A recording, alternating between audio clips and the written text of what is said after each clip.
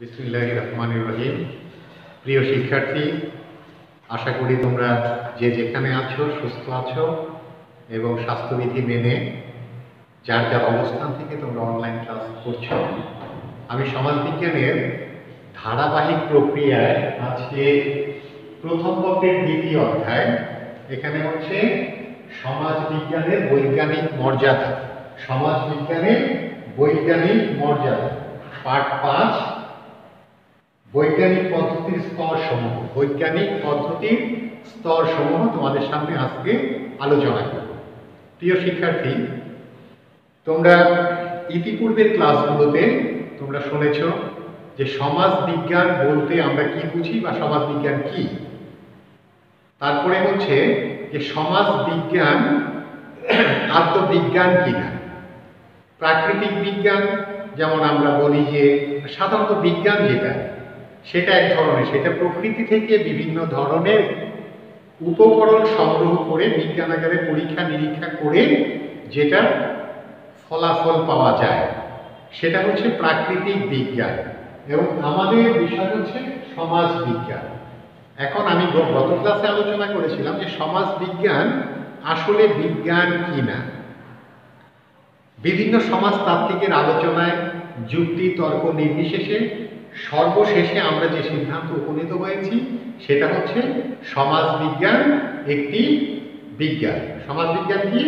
সমাজ বিজ্ঞান একটি বিজ্ঞান, তবে প্রাকৃতিক বিজ্ঞানের মতো ওই রকম বিজ্ঞান না। তবে সমাজ বিজ্ঞান হচ্ছে সমাজের এবং সমাজের মানুষের বিজ্ঞান। সমাজ এবং সমাজের মানুষ সম্পর্কে গবেষণা করে, আলাপ আলোচনা করে, সমাজের সমস্যাগুলোকে তুলে আনার চেষ্টা করে এবং সেগুলো থেকে পরিত্রাণের যে উপায় সেই উপায়গুলোকে বের করার চেষ্টা করে কি সমাজ বিজ্ঞান।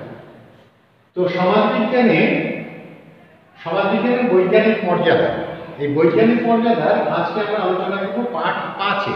পার্ট 5-এ হচ্ছে বৈজ্ঞানিক পদ্ধতির স্তরসমূহ। এখন একজন গবেষক যখন গবেষণা করতে যায় তখন কি হয়, তাকে বিভিন্ন স্তর বা ধাপ নির্ধারণ করে একটি সমস্যা চিহ্নিত করে তারপরে তাকে পর্যায়ক্রমে বৈজ্ঞানিক স্তরের মাধ্যমে বা ধাপের মাধ্যমে একটি জায়গায় উপনীত হয় বা একটি সিদ্ধান্ত দেওয়ার চেষ্টা করে যে এই সমস্যা এইভাবে উত্তরণ করা সম্ভব। তো আমরা বৈজ্ঞানিক পদ্ধতির স্তর সমূহ নিয়ে আলোচনা করতে গেলে আমরা এখানে 7টি স্তরের কথা লিখেছি। 7টি স্তর অতিক্রম করে তারপরে আমাকে আসতে হবে যে গবেষণার ফলাফল। প্রথমে আমাদের কি করতে হবে? সমস্যা নির্বাচন করতে হবে।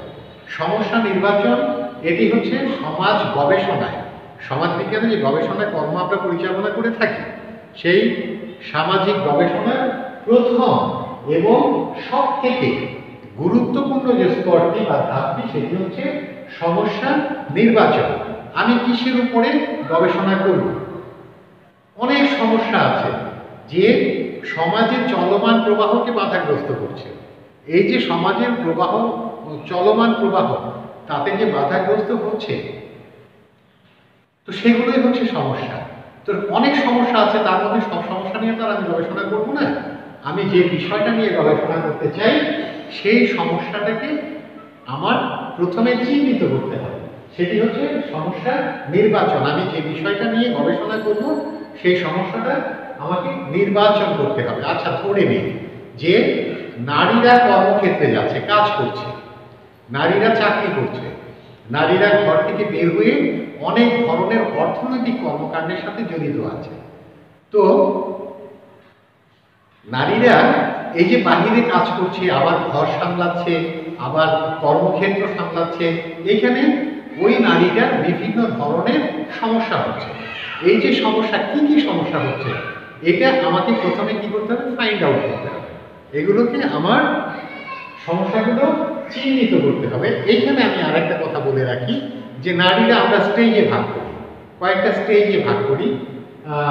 তাহলে আমরা বিষয়টি আরেকটু স্পষ্ট হব, যেটা হচ্ছে যে ইটের ভাটায় নারীরা কাজ করছে, এটা একটা স্তর। ইটের ভাটায় কাজ করছে তারা হচ্ছে সমাজের নিম্ন স্তর।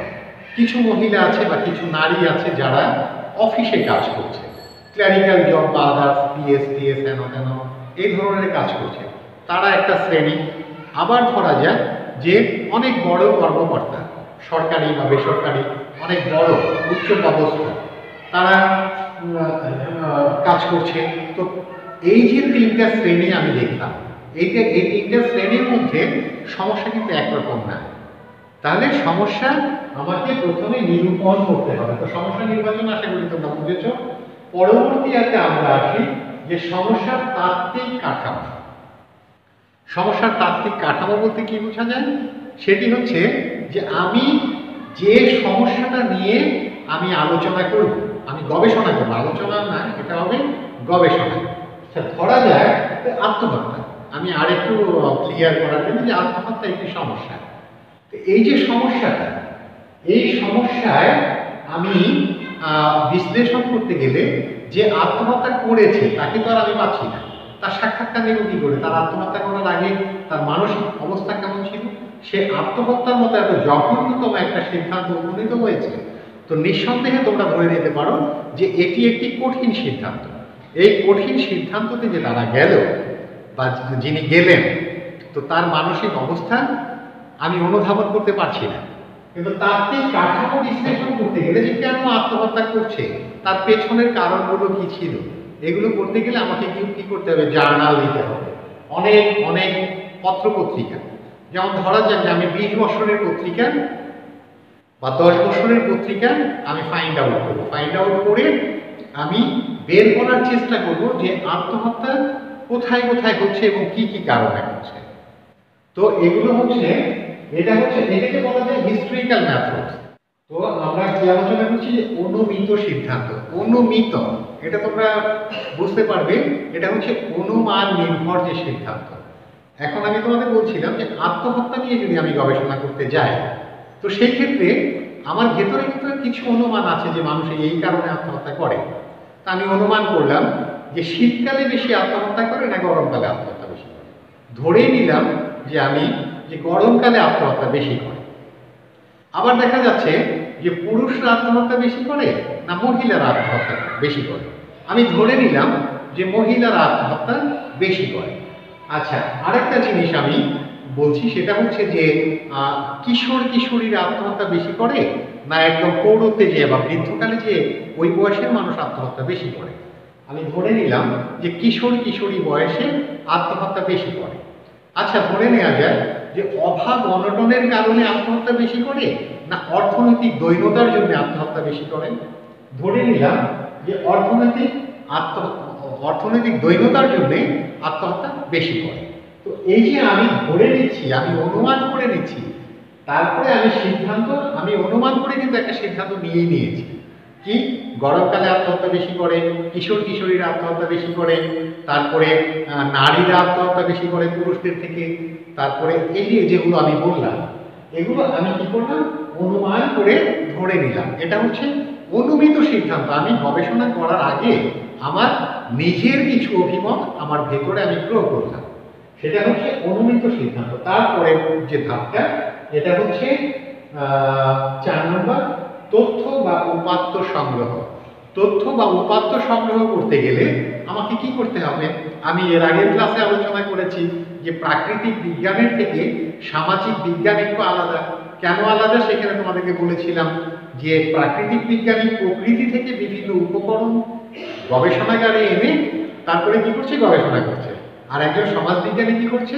তার প্রয়োজনে সমাজের মানুষের কাছে চলে যাচ্ছে, যে বিষয়টা তার দরকার, যে বিষয়টা নিয়ে সে গবেষণা করতে চাচ্ছে তার কাছাকাছি যাচ্ছে। তো এখানে তথ্য বা উপাত্ত সংগ্রহ করতে গেলে কেন আত্মহত্যা করলো?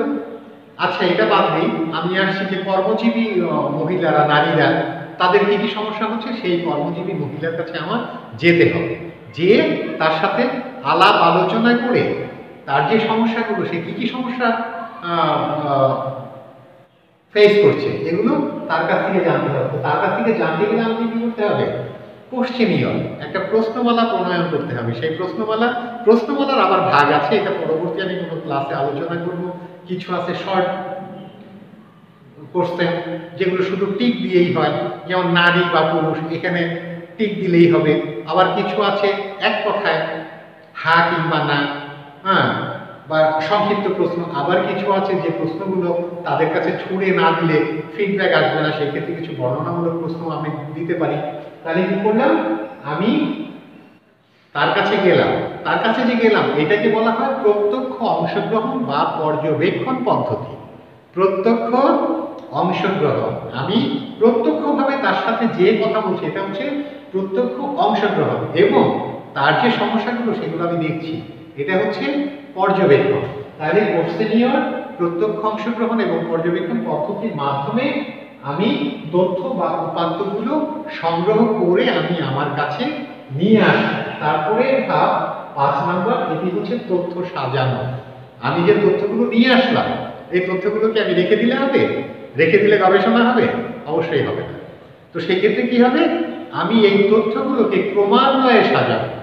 ক্রমান্বয়ে, এখানে এটি হচ্ছে সমাজ গবেষণার একটি বড় ধাপ।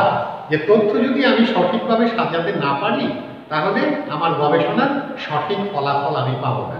এই তথ্যগুলোকে সাজাতে হবে। তারপরে তথ্যগুলো কিভাবে সাজায় সেটা তোমরা জানো, এটা একটু বলা দরকার। সেগুলো হচ্ছে যে তোমরা শেয়ার বাজার দেখো, এরকম উঠছে নামছে, বিভিন্ন গ্রাফের মাধ্যমে দেখানো যেতে পারে।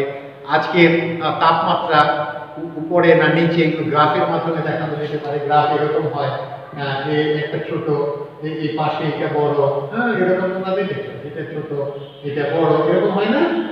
এইভাবে আমরা এই তথ্যগুলোকে সাজাবো। এটা পরিসংখ্যান পদ্ধতির মাধ্যমে। কিসের মাধ্যমে?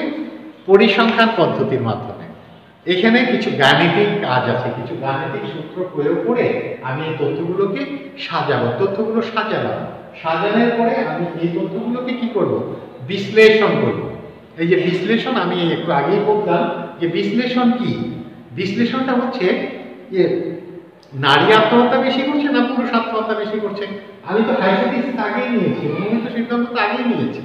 নেয়ার পরে অনুমিত সিদ্ধান্ত আমি কিন্তু আগেই নিয়েছি যে নারীরা বেশি আত্মহত্যা করে। কিন্তু আমি যখন তথ্যগুলোকে বিশ্লেষণ করব, বিশ্লেষণ করার পরে আমার এই অনুমিত সিদ্ধান্তের সাথে আমার এই বিশ্লেষণের কিছু মিলতেও পারে, আবার কিছু নাও মিলতে পারে। কারণ আমি অনুমিত সিদ্ধান্ত নিয়েছি আমি অনুমান করে।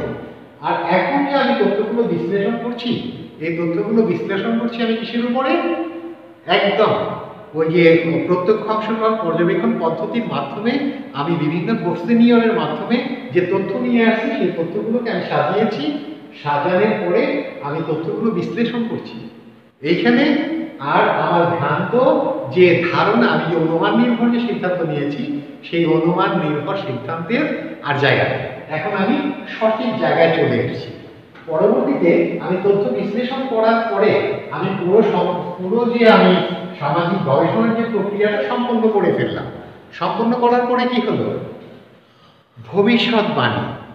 ভবিষ্যৎবাণী। এখানে আমার কিছু দিক নির্দেশনা দিতে হবে যে এই জন্য এই সমস্যাগুলো হচ্ছে, এগুলো থেকে উত্তরণের জন্য আমাকে নিম্নরূপ পদক্ষেপ নেওয়া দরকার। এগুলো হচ্ছে ভবিষ্যৎবাণী। ম্যালথাস বলেছিল জনসংখ্যা কি জ্যামিতিক হারে বাড়ে, আর খাদ্য কি গাণিতিক হারে বাড়ে। এটা কি করতে হবে? জনসংখ্যা রোধ করতে হবে। এই যে ভবিষ্যৎবাণী, এটা কিন্তু ম্যালথাসের একটা জনসংখ্যার উপরে গবেষণা। তো ভবিষ্যৎবাণী দিয়ে সর্বশেষে আমরা এই গবেষণার কাজ শেষ করব। তো আশা করি তোমরা বুঝতে পেরেছো যে আমি কি আলোচনা করলাম। সমাজ বিজ্ঞানের বৈজ্ঞানিক মর্যাদা, এটা পার্ট 5-এ যে বৈজ্ঞানিক পদ্ধতির যে স্তরে স্তরে আমরা এই গবেষণা কার্যক্রম পরিচালনা করব, তার একটি ক্রমান্বয়ে ধারাবাহিক রূপ। তো ঠিক আছে, সবাই ভালো থাকবে, সুস্থ থাকবে, এবং সামাজিক যে ব্যাধি চলছে এর থেকে রক্ষার জন্য স্বাস্থ্যবিধি অবশ্যই তোমরা মেনে চলবে। সবাই ভালো থাকো। পরবর্তী ক্লাসে আবার তোমাদের সাথে দেখা হবে। এই পর্যন্ত তোমরা বই খুলে অন্তত বইটা ভালো করে পড়ার চেষ্টা করো।